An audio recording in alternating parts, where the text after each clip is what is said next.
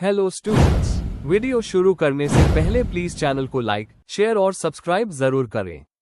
एक important information, अगर आपको इस वीडियो के नोट्स चाहिए तो डिस्क्रिप्शन बॉक्स में दिया गया डाउनलोड लिंक चेक करें। Thank you. चलिए शुरू करते हैं। इस वीडियो में हम पढ़ेंगे EPS 15 south Asia economy, society and politics के प्रीवियस ईयर क्वेश्चन और most important questions with answers. ये क्वेश्चंस आपके एग्जाम के लिए बहुत इंपॉर्टेंट है। अगर आपने ये अच्छे से कर लिए तो एग्जाम निकलना पक्का है। Let's begin. Question 5, describe the factors which encourage military to take over power in Pakistan. Question explanation. इस क्वेश्चन में हमें यह समझना है कि पाकिस्तान में मिलिट्री बार बार पॉलिटिक्स में क्यों आई और पावर अपने हाथ में लिया। हमें पॉलिटिकल, सोशल, इकोनॉमिक और हिस्टोरिकल रीजंस डिस्कस करने हैं जो मिलिट्री रूल को एनकरेज करते हैं और एग्जाम्पल्स के साथ समझना है। आंसर। इंट्रोडक्शन। पाकिस्तान की पॉलिटिकल हिस्ट्री में मिलिट्री इंटरवेंशन एक कॉमन चीज रही है। 1947 के बाद से पाकिस्तान ने कई कप्स देखे जिसमें आर्मी ने सीधे गवर्नमेंट कंट्रोल कर लिया। इसके पीछे पॉलिटिकल लीडरशिप की वीकनेस, इंटरनल इंस्टेबिलिटी और आर्मी की स्ट्रॉन्ग रोल सबसे बड़ा रीजन रहा। सिविल मिलिट्री रिलेशन थियरीज जैसे हंटिंगटन का मॉडल भी ये समझाता है कि वीक डेमोक्रेसीज में आर्मी अपने आप को सेवियर के रूप में प्रेजेंट करती है। इस आंसर में हम उन फैक्टर्स को डिटेल में देखेंगे जो पाकिस्तान में मिलिट्री टेकओवर्स को एनकरेज करते हैं। Main body. 1. Weak political institutions and leadership. Independence के बाद पाकिस्तान के पॉलिटिकल इंस्टीट्यूशन स्ट्रॉन्ग नहीं बन पाए। प्राइम मिनिस्टर लियाकत अली खान की असैसिनेशन और गवर्नमेंट्स का बर्बाद गिरना एक पॉलिटिकल वैक्यूम क्रिएट करता रहा। पॉलिटिशियंस की इनएफिशिएंसी की वजह से लोग आर्मी को ज्यादा डिसिप्लिन और ऑर्गेनाइज समझने लगे। 2. हिस्टोरिकल लेगेसी और कॉलोनियल इन्फ्लुएंस। ब्रिटिश इंडिया से पाकिस्तान को एक स्ट्रॉन्ग आर्मी और ब्यूरोक्रेसी मिली, लेकिन पॉलिटिकल लीडरशिप वीक थी। कॉलोनियल सिस्टम में आर्मी एक एडमिनिस्ट्रेटिव बैकबोन थी और ये रोल इंडिपेंडेंस के बाद भी कंटिन्यू रहा। जिन्नाह के अर्ली डेथ ने भी सिविलियन लीडरशिप को वीक कर दिया और मिलिट्री ब्यूरोक्रेसी नेक्सस को स्ट्रांग बनाया। 3. सिक्योरिटी कंसर्न्स और एक्सटर्नल थ्रेट्स। इंडिया के साथ हॉस्टाइल रिलेशंस और 1948, 1965, 1971 के वॉर्स ने मिलिट्री को एक नेचुरल गार्डियन बना दिया।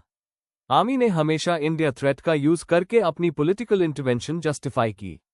1958 में अयूब खान ने इसी रीजन से मार्शल लॉ इंपोज किया था। 4. इकोनॉमिक और administrative factors. Civilian governments economy manage करने में फेल होती रही। इन्फ्लेशन और करप्शन ने पब्लिक डिसैटिस्फैक्शन बढ़ाया। अयूब खान के रूल में इनिशियल इकोनॉमिक स्टेबिलिटी आई जो लोगों को आर्मी की गवर्नेंस एक्सेप्ट करने पर मजबूर करती रही। कोल्ड वॉर के दौरान यूएस की फॉरेन एड भी आर्मी के थ्रू आती थी, जिसने उनकी पावर और स्ट्रांग कर दी। 5. इंटरनेशनल सपोर्ट का रोल। कोल्ड वॉर में पाकिस्तान स्ट्रैटेजिक लोकेशन की वजह से इंपॉर्टेंट था। यूएस ने अयूब खान, जिया उल हक और मुशर्रफ जैसे रूलर्स को सपोर्ट दिया क्योंकि वो वेस्टर्न इंटरेस्ट्स के साथ अलाइन थे। इंटरनेशनल लेजिटिमेसी और रिसोर्सेस ने मिलिट्री को और पावरफुल बनाया। 6. Civil military relations theory. Huntington की थियरी के मुताबिक वीक डेमोक्रेसीज में आर्मी अपने आप को नेशनल गार्डियन के रूप में प्रोजेक्ट करती है। पाकिस्तान में भी हर बार जब सिविलियन इंस्टीट्यूशंस फेल हुए, मिलिट्री ने coup जस्टिफाई किया। 1958, 1977 और 1999 के coups इस पैटर्न को क्लियरली दिखाते हैं। Examples of military takeovers. 1958, Ayub Khan ने पॉलिटिकल केओस के नाम पर मार्शल लॉ लगाया। 1977, जिया उल हक ने भुट्टो सरकार गिराकर इलेक्शन रिगिंग का एक्सक्यूज दिया।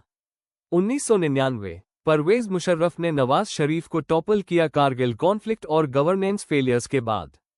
कंक्लूजन। पाकिस्तान में मिलिट्री टेकओवर्स की वजह सिर्फ एक नहीं है, बल्कि weak politics, security concerns, economic failures और इंटरनेशनल सपोर्ट सब ने मिलकर इसको एनकरेज किया। सिविलियन गवर्नमेंट्स की हर फेलियर आर्मी के इंटरवेंशन का एक्सक्यूज बन गई, लेकिन बार बार के कप्स ने डेमोक्रेसी को वीक किया और इंस्टेबिलिटी क्रिएट की। पाकिस्तान को स्ट्रॉन्ग इंस्टीट्यूशंस और सिविलियन सुप्रीमेसी की तरफ बढ़ना होगा अगर डेमोक्रेसी सस्टेन करनी है। If you need the notes of this video, there's a download link in the description box. Be sure to check it out. Thank you. Question 6. What has been the impact of foreign aid on society and economy of Bangladesh? Question explanation. इस question में हमें ये समझना है कि foreign add ने बांग्लादेश की society और इकोनॉमी पर क्या असर डाला। हमें दोनों एस्पेक्ट्स बताने हैं, एक तरफ उसके positive impacts, development, education, poverty reduction, और दूसरी तरफ negative impacts, dependency, corruption, debt. Examples के साथ बैलेंस जवाब देना होगा।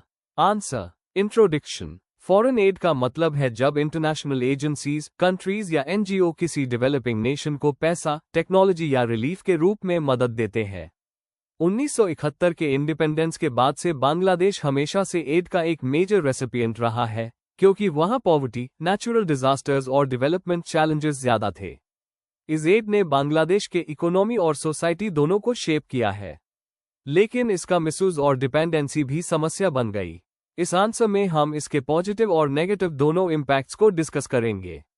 Main body. 1. Positive economic impacts of foreign add.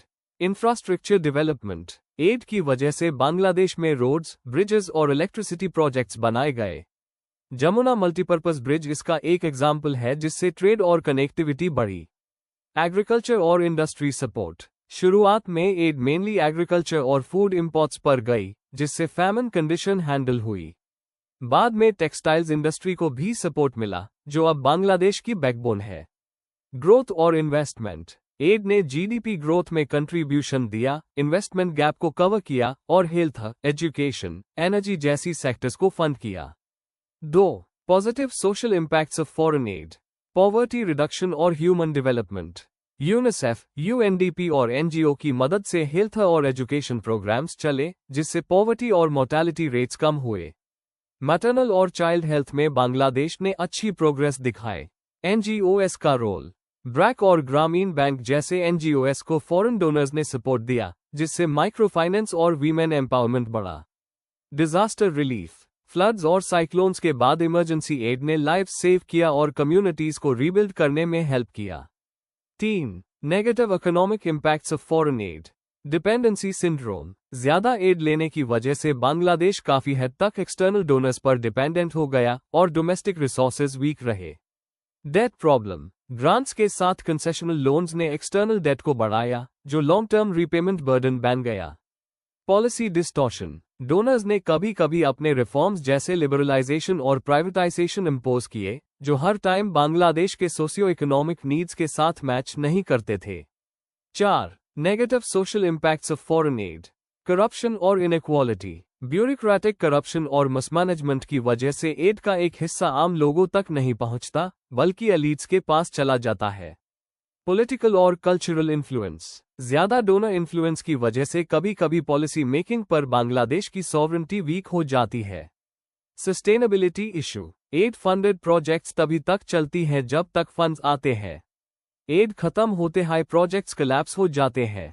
Conclusion. तो समझ में आता है कि फॉरेन एड ने बांग्लादेश को एक तरफ स्ट्रॉन्ग बनाया है, पॉवर्टी रिडक्शन, एजुकेशन और इंफ्रास्ट्रक्चर के लिए, लेकिन दूसरी तरफ डिपेंडेंसी और करप्शन जैसी प्रॉब्लम्स भी क्रिएट की है। फ्यूचर में बांग्लादेश को एड का यूज स्मार्ट तरीके से करना होगा और अपनी डोमेस्टिक कैपेसिटी को स्ट्रांग बनाना होगा ताकि वो एक्सटर्नल डोनर्स पर कम रिलाई करे। If you need the notes of this video, there's a download link in the description box. Be sure to check it out. Thank you.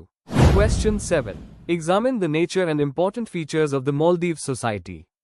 Question explanation. इस question में हमें मालदीव्स के समाज का नेचर बताना है और उसकी मैं फीचर्स डिस्कस करनी है।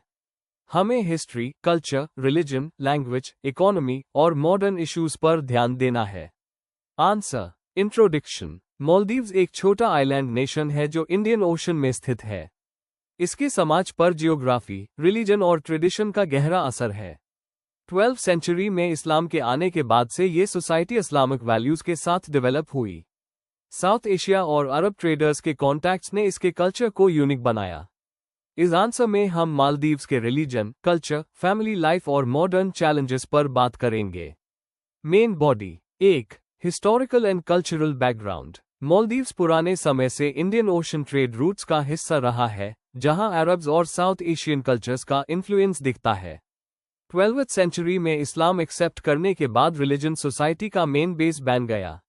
धीवी लैंग्वेज संस्कृत, अरबिक और द्रविडियन रूट्स का मिक्स है। अफ्रीकन इन्फ्लुएंस के कारण ट्रेडिशनल डांस और म्यूजिक जैसे बोडूबरू पॉपुलर है। पहले वीमेन के इनहेरिटेंस राइट स्ट्रॉन्ग द, जो एक मैट्रिलिनियल ट्रेडिशन दिखाता है।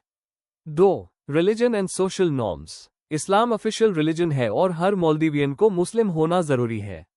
Social life mosques, Ramadan fasting और ईद सेलिब्रेशंस के अराउंड रिवॉल्व करती है। एजुकेशन में भी रिलीजियस टीचिंग्स इंपॉर्टेंट पार्ट है। लीगल सिस्टम में शरिया लॉ का रोल है। सोसाइटी में मॉडेस्टी, फैमिली यूनिटी और एल्डर्स का रिस्पेक्ट इंपॉर्टेंट वैल्यूज है। 3. Family and community life. Maldives की सोसाइटी कम्युनिटी बेस्ड है क्योंकि आइलैंड्स पर रहने से लोग एक दूसरे पर डिपेंडेंट होते हैं। फैमिलीज मोस्टली न्यूक्लियर है, लेकिन किनशिप टाइज स्ट्रॉन्ग है। विमेन हिस्टोरिकली प्रॉपर्टी और कभी कभी पॉलिटिक्स में भी एक्टिव रही है, तो आज पेट्रियार्कल इन्फ्लुएंस ज्यादा है। कम्युनिटी एक्टिविटीज जैसे फिशिंग और बोट मेकिंग सोशल बॉन्डिंग को मजबूत करते हैं। 4. Language, arts and traditions. Dhivehi national language है जो थाना स्क्रिप्ट में लिखी जाती है। फोकलो और स्टोरी टेलिंग अभी भी कल्चरल आइडेंटिटी का पार्ट है। हैंडीक्राफ्ट्स जैसे लैकर वर्क, मत वीविंग और धोनी बोट मेकिंग फेमस है। म्यूजिक और डांस जैसे बोडूबरू फेस्टिवल्स और गैदरिंग्स में परफॉर्म किए जाते हैं। 5. Economy and it's social impact. Fishing society का बैकबोन रहा है, जो लाइवलीहुड और कम्युनिटी यूनिटी दोनों प्रोवाइड करता है। टूरिज्म ने इकोनॉमी को ट्रांसफॉर्म किया है और मॉडर्न लाइफस्टाइल इंट्रोड्यूस किया है। Rural to urban migration, specially male city में, सोशल और फैमिली डायनामिक्स को बदल रहा है।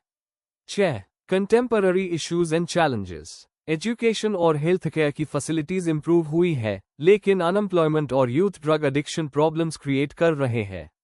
क्लाइमेट चेंज सबसे बड़ा चैलेंज है क्योंकि राइजिंग सी लेवल्स मालदीव्स की एग्जिस्टेंस के लिए थ्रेट बन गए हैं। ग्लोबलाइजेशन और इस्लामिक आइडेंटिटी को बैलेंस करना भी एक चैलेंज है। जेंडर रोल्स चेंज हो रहे हैं, विमेन एजुकेशन और पॉलिटिक्स में एक्टिवली पार्टिसिपेट कर रही है। कंक्लूजन, समझने पर यह क्लियर होता है कि मालदीव्स की सोसाइटी एक इस्लामिक आइडेंटिटी, मैरिटाइम ट्रेडिशंस और कल्चरल डाइवर्सिटी का ब्लेंड है। यह सोसाइटी ट्रेडिशनल वैल्यूज के साथ मॉडर्न चैलेंजेस को फेस कर रही है। क्लाइमेट चेंज, अर्बनाइजेशन और ग्लोबलाइजेशन इसके फ्यूचर को शेप कर रहे हैं। ओवरऑल, मालदीवियन सोसाइटी अपनी यूनिक आइडेंटिटी को प्रिजर्व करते हुए इवॉल्व कर रही है। If you need the notes of this video, there's a download link in the description box. Be sure to check it out. Thank you. Question 8. Describe the process of the emergence of democracy in Bhutan. Question explanation. इस question में हमें यह समझना है कि भूटान कैसे एक traditional monarchy से धीरे धीरे डेमोक्रेसी में बदला। हमें उसका इतिहास, राजाओं का रोल, कॉन्स्टिट्यूशन के रिफॉर्म्स, इलेक्शंस का शुरुआत और सामने आए चैलेंजेस एक्सप्लेन करनी है। आंसर। इंट्रोडक्शन। भूटान एक छोटा हिमालयन देश है जहां 1907 से मोनार्की चल रही थी। लेकिन साउथ एशिया के कई देशों के उल्टा, भूटान में डेमोक्रेसी लोगों के आंदोलन से नहीं, बल्कि राजा के खुद के इनिशिएटिव से आए। चौथी पीढ़ी के राजा जिग्मे सिंगे वांगचुक ने रिफॉर्म्स शुरू किए और 2008 तक एक कॉन्स्टिट्यूशनल मोनार्की बन गई। इस प्रोसेस ने भूटान को एक नए डेमोक्रेटिक दौर में दाखिल किया। Main body. 1. हिस्टोरिकल कॉन्टेक्स्ट और मोनार्की का लेगेसी। 1907 में उगे वांगचुक पहले राजा बने और हेरेडिटरी मोनार्की की शुरुआत हुई। राजा लोगों के लिए रिस्पेक्टेड क्योंकि उन्होंने भूटान की इंडिपेंडेंस और कल्चर बचाया। इसी वजह से लेटर डेमोक्रेसी ट्रांजिशन स्मूथली हुआ, क्योंकि लोग मोनार्की पर ट्रस्ट करते थे। 2. चौथी राजा का विजन डेमोक्रेटिक रिफॉर्म्स। राजा जिग्मे सिंगे वांगचुक 1972-2006 ने ग्रोस नेशनल हैप्पीनेस (GNH) को गवर्नेंस का प्रिंसिपल बनाया। 1990 में उन्होंने लोकल डिसेंट्रलाइजेशन रिफॉर्म्स शुरू किए जैसे द जोगखाग डिस्ट्रिक्ट और ज्यूग ब्लॉक काउंसिल्स। राजा का मानना था कि एक इंसान या एक फैमिली के हाथ में पावर हमेशा नहीं रहनी चाहिए, इसीलिए डेमोक्रेसी फ्यूचर के लिए जरूरी है। एग्जाम्पल, 2001 में राजा ने कॉन्स्टिट्यूशन ड्राफ्ट करना स्टार्ट किया।